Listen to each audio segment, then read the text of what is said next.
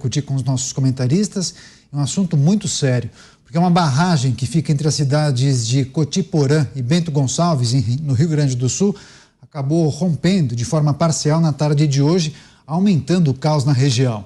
Fortes chuvas que atingem o estado desde o dia 24 de abril já deixaram pelo menos 24 mortos, 21 desaparecidos e cerca de 15 mil pessoas desabrigadas. Ao todo, 147 cidades registraram ocorrências como inundações, quedas de barreiras e deslizamentos de terra. As áreas mais atingidas são as regiões central, dos vales, da Serra e também a região metropolitana de Porto Alegre. Zé Maria, nós até chegamos a comentar isso mais cedo, tragédia no Rio Grande do Sul. Mais uma vez, conversamos até com um prefeito de uma cidade do interior que tem enfrentado muitos problemas, as consequências desses temporais. Agora, claro, nem sempre é possível você adotar medidas preventivas que consigam segurar uma enxurrada como essa ou tempestades que duram muito tempo. Agora, Zé, por qual razão, entre ano e sai ano, a gente se depara com imagens desse tipo? E muitas vezes as coisas acontecem nas mesmas localidades, ou seja, não há nenhum tipo de avanço em investimento na prevenção para que a população não passe por uma situação como essa, hein, Zé Maria? Pois é, olha, eu faço uma comparação, na verdade um paralelo, com vários outros países que são alvo de intempéries da natureza muito mais graves, como tornados, terremotos, e a gente vê que o número de vítimas não é tão grande e a prevenção é imediata, né? São efeitos anuais, né? Isso já dá para colocar no calendário. O que muda é a intensidade, um pouco mais aqui, um pouco mais ali. O que eu vejo na minha experiência de acompanhamento desse processo é que nenhuma prefeitura, algumas maiores teriam condições, nenhuma prefeitura tem condições de manter um equipamento para minorar os efeitos de uma intempérie assim, de uma inundação dessa forma. Nenhuma prefeitura tem. E os estados também, às vezes, eles têm uma estrutura maior, mas não tão grande. Eu entendo que existe, inclusive, um Ministério das Cidades e a Defesa Civil, condições e o orçamento reserva verbas para esse tipo de procedimento, né? Eu não vejo uma organização nacional, o que eu vejo é sobrevoo, fotografias, né, de governadores, presidente da República, ministros. O que eu não vejo é uma estrutura nacional e estadual que, somados, poderiam socorrer imediatamente os municípios, ajudar os prefeitos e tirar a população de uma situação de risco ou uma situação de emergência, sim. Então, o Brasil não tem terremoto, não tem grandes eventos da natureza que possam justificar grandes transportes de pessoas, mas é preciso criar, no Ministério das Cidades existe já a Defesa Civil, mas é preciso criar uma estrutura maior, muito mais firme, contando inclusive com a engenharia das Forças Armadas para reduzir os efeitos, né, de um processo assim. É isso que tem que ser feito. Você, Cristiano Beraldo, que mora nos Estados Unidos e acompanha justamente a movimentação das autoridades quando há um alerta de mau tempo, tempestade, tornado e essas instabilidades climáticas em Beraldo. No caso do Brasil, as autoridades poderiam e deveriam fazer mais? As autoridades não fazem nada, essa é a realidade. Esses problemas são totalmente recorrentes, a gente pode inclusive contabilizar quantas vidas perdidas em deslizamentos nas encostas do Rio de Janeiro, por exemplo. A região serrana do Rio, que já passou por momentos gravíssimos e continua passando, porque não há nenhum planejamento efetivo para a ocupação urbana. Vamos pegar cidades, o Rio Grande do Sul, estado rico, né? Tem ali uma população que provavelmente deve ter uma formação universitária numa média maior do que a maior parte dos estados brasileiros. A gente tem ali pessoas, né, que teriam todas as condições de cobrar, de exigir das autoridades, por exemplo, um planejamento de desenvolvimento urbano que considere a infraestrutura necessária para o escoamento de água, para cuidar da rede elétrica, para que ela tenha capacidade de atender a população, desenvolvimento de estradas, ruas e rodovias, para que a gente tenha ali uma infraestrutura urbana para as pessoas viverem em segurança. Mas não há planejamento, não há prioridade. E aí a gente fala hoje de 5 bilhões de reais que foram liberados em emendas PIX. Vocês acham que esse dinheiro vai para onde? Para fazer projetos de infraestrutura que não ficam visíveis e que levam anos para ficarem prontos? Ou vão para essas picaretagens aí de obras com 15%, 20% de comissão e dane-se o que de fato precisa ser feito? O Brasil precisa de prioridade. O Brasil precisa de um planejamento que organize as nossas prioridades em todos os municípios brasileiros e que depois a população, tendo conhecimento da transformação que o seu município pode passar e que deve passar, que ela possa cobrar. Porque senão fica uma coisa totalmente aleatória. Sabe o que vai acontecer agora, quando essa chuva passar? Vão aprovar contratos emergenciais para máquinas, para recuperação, para obras, para isso, para aquilo, e daqui a pouco ninguém mais fala no assunto, o dinheiro vai embora e nada se resolve. É isso que vai acontecer, porque é isso que sempre acontece. E quem paga a conta dobrada é a população do Rio Grande do Sul, como paga em vários outros lugares do Brasil. É claro, só para finalizar, Caniato, é claro que você tem eventos climáticos que realmente eles extrapolam o que você tem de estrutura. Mas é que no Brasil não tem estrutura, pronto e simples assim. Então realmente fica muito difícil a gente olhar com expectativa de não ver cenas como essa se reproduzirem na mesma intensidade. Elas se reproduzem ano após ano, pessoas morrem, o caos se estabelece, os orçamentos emergenciais são aprovados, o dinheiro desaparece e nada muda. Inclusive, o desaparecer do nosso dinheiro nesse tipo de operação. É tudo igual, ano após ano. Pois é, agora, delegado Palumbo, vendo essas imagens muito fortes, inclusive, do Rio Grande do Sul, 24 mortos até agora, milhares de pessoas desabrigadas, número parcial, 15 mil pessoas que tiveram de deixar suas casas. Agora, nós trazemos essa informação, esse destaque, justamente após a notícia da liberação das emendas parlamentares. Recorde em um único dia, 5 bilhões de reais. Obviamente, nós temos de fazer a pergunta, peraí, tem alguma coisa de errado, né? O Brasil tem dinheiro, somos um país próspero, rico, mas como é que o dinheiro está sendo utilizado? Porque, em tese, delegado Palumbo, nós não deveríamos estar vendo essas imagens, entendeu? Há dispositivos para você identificar fenômenos climáticos ou, pelo menos, montar uma estrutura que proteja a população, não é mesmo, delegado? Exatamente isso. É por isso que eu sou contra essas emendas PIX, emendas sigilosas. O deputado, o senador, já tem direito, por lei, às emendas impositivas, e está bom demais. Agora, um dinheiro que poderia ser utilizado aí, não vai. E não adianta a gente só ficar com o governador, presidente da República, parlamentares, ficar sobrevoando a área para depois fazer um vídeo para falar que está ajudando. Parece que o governo federal mandou 626 militares, é muito pouco, é pouquíssimo. Tinha que mandar mais de 3 mil, mandar todos os helicópteros disponíveis, embarcações. O Exército pode ajudar muito. Não dá para deixar esse Estado que vive essa calamidade pública sem amparo do governo federal. E além de mandar as Forças Armadas, mandar dinheiro. Mas o que eles fazem? Eles computam o dinheiro que o militar gasta com gasolina, estadia, comida, combustível de aeronave e coloca, olha, o governo federal gastou 2 bilhões em ajuda. Não é verdade isso. Você vai ajudar quando você fizer obras para que essas cidades se ergam. E não colocar o Exército lá e colocar isso como no computo de gastos. Então, muita coisa tem que melhorar nesse país aqui. Lamentavelmente e infelizmente, nós vamos ver outras cenas como essa.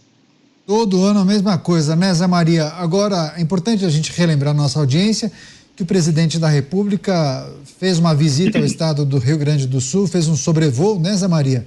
Quais são as repercussões da ida do presidente da República? que a gente pode esperar de anúncios? Houve, na verdade, uma tratativa com o governador do Rio Grande do Sul, Eduardo Leite, melhor dizendo, e muito provavelmente haverá um apoio financeiro e também de maquinário por parte da União, não é mesmo, Zé? Exatamente. Muitos criticaram ali, Eduardo Leite fez uma cobrança pública do governo através das plataformas digitais aí, dizendo que precisava de ajuda. E Lula respondeu, o presidente Lula disse, olha, estou à disposição, e já virou uma praxe isso aí, né? O presidente já houve caso de voltar a ter no exterior para fazer uma visita, um sobrevoo, que é a presença do governo num momento de tragédia assim. A situação lá está caótica, existem cidades isoladas, vítimas, né? E é um momento em que realmente o prefeito, o governador e o presidente da República devem se unir para minorar aí as consequências de uma tragédia desse tipo.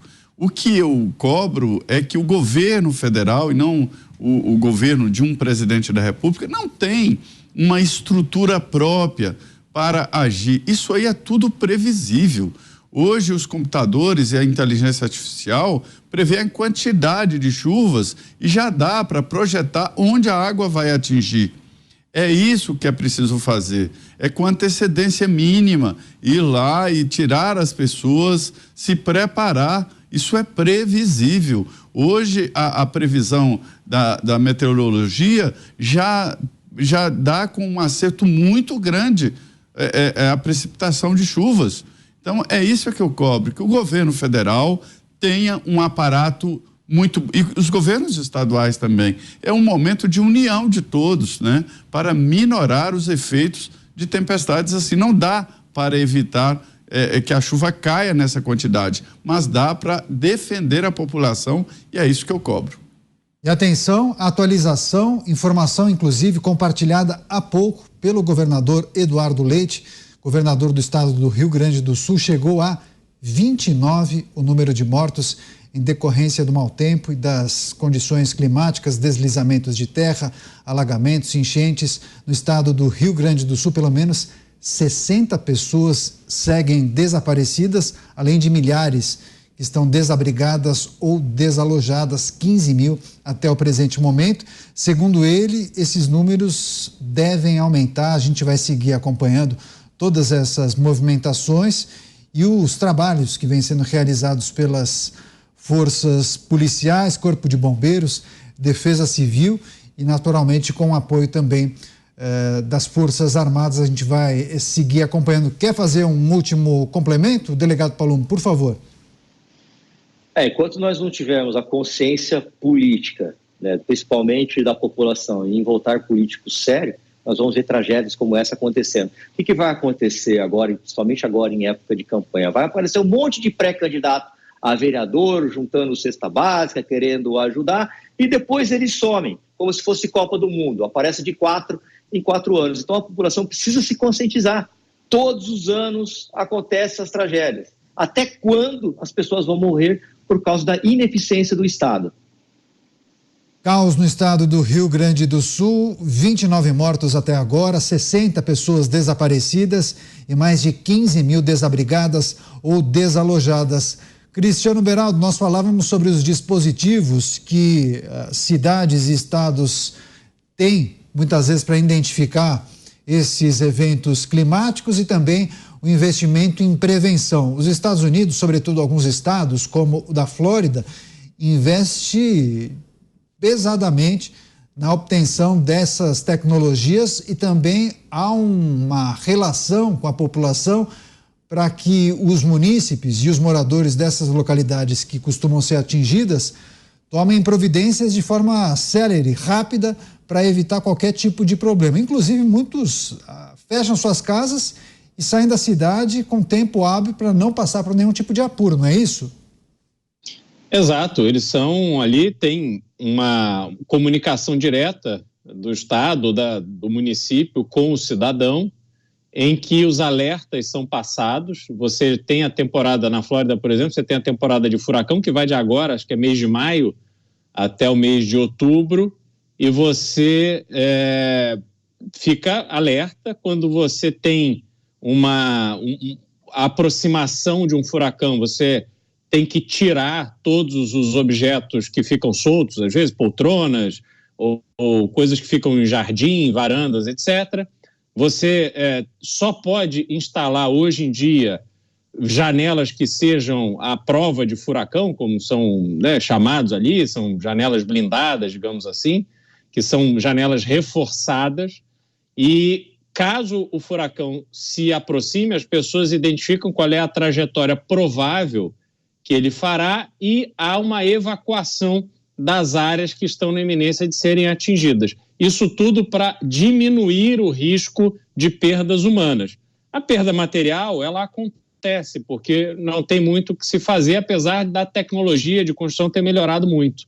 Só que depois vem, as seguradoras pagam para que os proprietários dos imóveis atingidos refaçam, reconstruam os seus imóveis, reparem os seus imóveis. Então, já tem todo um funcionamento adequado, que vai do monitoramento até a reparação dos danos, que já está incorporado na dinâmica dos estados. É tudo que a gente não vê no Brasil. E aí vou até dar um outro exemplo de algo que aconteceu em Dubai não faz muito tempo, acho que tem menos de um mês, uma chuva imensa, num lugar que não tem expectativa de chuva. Dubai é um país que investe em tecnologia para poder estimular chuva ali, para amenizar um pouco os efeitos do calor. E esse ano, já por 2 ou 3 vezes, tiveram episódios de chuva forte. Na última vez, que deve ter mais ou menos umas 3 semanas, você teve vários alagamentos. Só que o governo do Emirado de Dubai, ele informa a todos, visitantes e residentes, que há essa expectativa de chuva forte, que as pessoas não devem sair de casa, não devem colocar seus carros na rua, que os voos vão ser cancelados, que todas as medidas serão tomadas para que os efeitos dessa chuva excessiva sejam diminuídos. E mesmo assim, houve enchentes, houve muita água realmente nesse episódio, foi uma chuva de mais ou menos 12 horas, se não me engano, e que causou um transtorno. Só que, terminada a chuva, você já tem toda uma estrutura ali para buscar acelerar a volta à normalidade. E eu não tenho dúvida que essa também é uma diferença do Brasil, que todos esses episódios extremos, eles servem de ensinamento para que governantes de países que levam a sério a gestão pública possam evitar que o mesmo problema se repita. E aí você vai sempre melhorando, sempre aprimorando a infraestrutura do Brasil, fazendo obras que não aparecem. Por isso que o político não gosta, né? Ele não quer ali, inaugurar uma obra que está escondida debaixo do asfalto, debaixo da calçada. Então, essa visão medíocre que o homem público no Brasil, em geral, claro que não é a totalidade, estamos aqui com um exemplo honroso dessa exceção, né? Não são muitos, mas existem, são de pessoas extremamente qualificadas como o delegado Palumbo, mas você tem ainda um predomínio desse pensamento absolutamente medíocre que no final resulta em morte, em perda de vidas. Isso é um absurdo. E volto a registrar aqui a minha indignação diante de um momento tão sério como esse, essa história de governador e presidente da República ficarem trocando tweets. Plataforma de rede social não é para isso, não. Se o governador tem que falar com o presidente da República, sobretudo diante de uma emergência como essa, que passe a mão no telefone e telefone na hora para o presidente da República. Porque agora só o que falta é o governador querer tuitar para a família, dizendo que ele lamenta muito a morte, que é para todo mundo ver e poder dizer, nossa, como o governador é preocupado. Isso eu acho inadmissível. Isto é um exemplo do mau uso da rede social por parte de alguém que tem uma responsabilidade imensa com uma população que está aí, ficando debaixo d'água. Tem que parar com essa pataquada de usar a rede social para ficar fazendo esse tipo de comunicação. Isso é ridículo e inaceitável por parte de um governador de estado e de um presidente da República. Aí, registro feito pelo Cristiano Beraldo, e nós estamos acompanhando essas imagens. Você que está na TV por assinatura ou nas plataformas digitais pode acompanhar as imagens de caos e destruição. Para você que nos acompanha pela rede de rádios, situação muito delicada em várias cidades do Rio Grande do Sul, as consequências do mau tempo, das tempestades e das fortes chuvas que não param em grande parte do estado gaúcho. A gente pode acompanhar ao longo dos últimos dias, né? Rios que transbordaram, deslizamento de encostas, alagamentos em várias cidades. Vendo essas imagens, a gente fica realmente impressionado com a força das águas, especialmente de vários rios que acabaram transbordando em várias regiões do estado. No início da tarde de hoje, é importante relembrar nossa audiência, o grande acumulado de chuva acabou provocando o rompimento de uma barragem de uma hidrelétrica chamada 14 de Julho, que fica justamente entre os municípios de Cotiporã e Bento Gonçalves. Bento Gonçalves é uma cidade muito conhecida, turística, tem várias vinícolas, recebe centenas de milhares de pessoas anualmente, talvez milhões de pessoas, enfim. E esse processo levou à evacuação de moradores dessa região pela Defesa Civil, Corpo de Bombeiros e forças policiais. E há, inclusive, esse é um alerta preocupante, risco iminente de rompimento de outras 5 barragens. Já foi feito um aviso, um alerta aos moradores, e o Estado gaúcho tem monitorado no total 13 estações. Situação extremamente delicada no Rio Grande do Sul. Relembrando e atualizando a nossa audiência, subiu para 29 o número de pessoas que morreram em decorrência das consequências do mau tempo. 60 seguem desaparecidas e mais de 15 mil estão desabrigadas ou desalojadas. Situação muito complicada no Rio Grande do Sul. A gente segue monitorando e acompanhando as imagens impressionantes, inclusive da queda de uma ponte em um município no interior do Rio Grande do Sul. Zé Maria, quer fazer o último complemento antes de a gente virar a página, por favor? Sim, é sobre a ação dos prefeitos, né? É preciso que o prefeito tenha uma linha de saída de emergência, uma linha de atendimento. As prefeituras que convivem com esse tipo de intempérie da natureza têm que se precaver.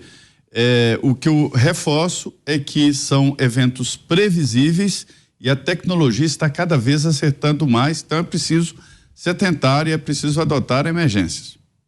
Tá certo, é isso. A gente vai seguir, claro, acompanhando. A gente tem a equipe de produção em contato com todas as autoridades do Rio Grande do Sul. Qualquer novidade, qualquer atualização, você aqui na Jovem Pan News, sempre bem informado, ficará por dentro do que acontece em primeira mão. Acho que o delegado Palombo também tem um último complemento a fazer, antes de a gente trazer um outro destaque, delegado, por favor. Não, é impressionante, né? Quando a gente vê esse tipo de tragédia acontecendo, por exemplo, no Japão, rapidamente eles reconstroem a cidade. E nós temos exemplos aqui no Brasil, Ribeirão Preto, a minha terra, no bairro Royal Park, que é um bairro de classe média alta. Faz um ano que caiu uma ponte, 1 ano e meio, e está lá. O cone, não tem obra nenhuma, e vai ficar por mais quanto tempo? Isso só demonstra a ineficiência dos nossos políticos e dos nossos gestores. Tá certo. Então, relembrando a nossa audiência, 29 mortos até agora, informação que foi confirmada pelo governo do estado do Rio Grande do Sul por meio do seu titular, Eduardo Leite, governador do estado. Além disso, 60 pessoas seguem desaparecidas e pelo menos 15 mil desabrigadas ou desalojadas. A gente vai seguir monitorando a situação no estado gaúcho. Qualquer novidade em primeira mão para você aqui